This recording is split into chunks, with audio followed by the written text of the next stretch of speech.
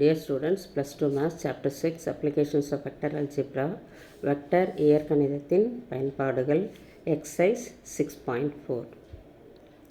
இதில் 4th sum பார்க்க போகிறோம். Find the direction cosines of the straight line passing through the points 5, 6, 7 and 7, 9, 13. Also find the parametric form of vector equation and Cartesian equation of the straight line passing through two given points. அதாவது இந்த ரெண்டு point வழியாக போகிற straight லைனையும் கண்டுபிடிக்க சொல்லியிருக்காங்க, இதனுடைய direction கொசைன்ஸையும் கண்டுபிடிக்க சொல்லியிருக்காங்க. இது ரெண்டுமே அதுக்குள்ள ரெண்டு ஃபார்ம் கேட்டிருக்காங்க. ஒன்று பேராமெட்ரிக் ஃபார்மும் இன்னொன்று கார்ட்டீசியன் ஃபார்மும் கேட்டிருக்காங்க. இது ரெண்டுத்தையும் நம்ம பார்க்கலாம். இப்போ கொடுத்துருக்குற அந்த ரெண்டு பாயிண்ட்ஸ் நம்ம எழுதிக்கலாம். 5, 6, 7 and 7, 9, 13. Equation of the straight line passing through two given points அப்படின்னு எழுதிக்கிறோம். x minus x1 by x2 minus x1 equal to y minus y1 by y2 minus y1 equal to z minus z1 by z2. இங்கே z minus z1 by z2 minus z1.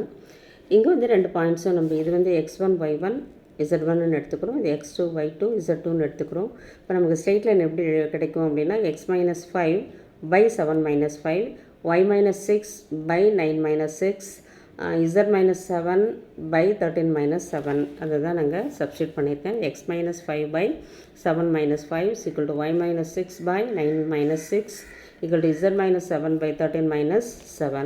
அதுக்கு அடுத்த ஸ்டெப்பில் X minus Z by 2, 7ல் 5 போயிடுச்சுன்னா 2, இங்கே 9ல் 6 போயிடுச்சுன்னா 3, இங்கே 13ல் 7 போயிடுச்சுன்னா 6. இந்த டைரக்ஷன் இப்போ கீழே இருக்கிறது எப்பயுமே நமக்கு என்னவாக இருக்கும்னா டைரக்ஷன் ரேஷியோஸாக தான் இருக்கும்.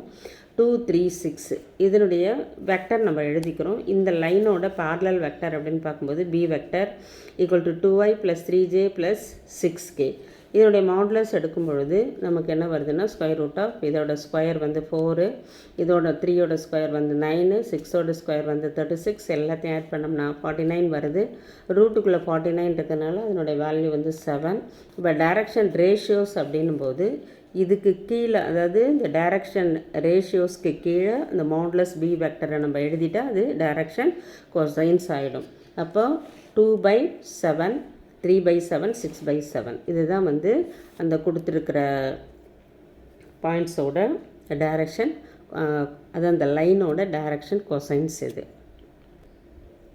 The parametric form of vector equation passing through two given points 5, 6, 7 and 7, 9, 13. அது வெக்டர் ஈக்குவேஷன் பார்க்கும்போது r vector equal to a vector plus t times ரெண்டு பாயிண்ட் அப்படின்றதுனால b vector minus a vector எழுதிக்கணும். r vector equal to a vector இங்கே நம்ம substitute பண்ணிடணும். b vector minus a vector அப்படின்னும்போது 7 minus 5 2, அதனால் 2i, 9 minus 6 3, 3i, அதனால் plus 3i, 13 minus 7 6, அதனால் ப்ளஸ் 6k.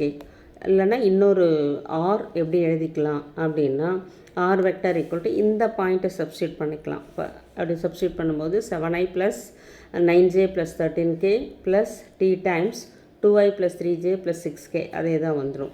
அதுக்கு அடுத்தது கார்ட்டீசியன் ஃபார்மில் பார்த்திங்கன்னா ஃபஸ்ட்டு ரெண்டு விதமாக எழுதலாம். ஃபஸ்ட்டு x மைனஸ் 5/2 அதை இங்கே எழுதியாச்சு. அதுக்கப்புறம் y மைனஸ் 6/3 அது இங்கே எழுதிட்டோம். அதுக்கப்புறம் z மைனஸ் 7/6 அதையும் நம்ம இங்கே எழுதியிருக்கோம். இது ஃபஸ்ட்டு டைப்பு. செகண்ட் டைப்பு எப்படி எழுதலாம்னா ரெண்டாவது பாயிண்ட்டை ஏக வெக்டர்னு வச்சுக்கலாம். x minus 7/2 equal to y minus 9/3 equal to z minus 13/6. நீங்கள் இதில் ஏதாவது ஒன்று எழுதினாலே உங்களுக்கு மார்க் கொடுத்துருவாங்க. நான் ரெண்டுமே வாய்ப்பு இருக்குது அப்படின்றதுக்காக சொல்லியிருக்கேன். தேங்க்யூ.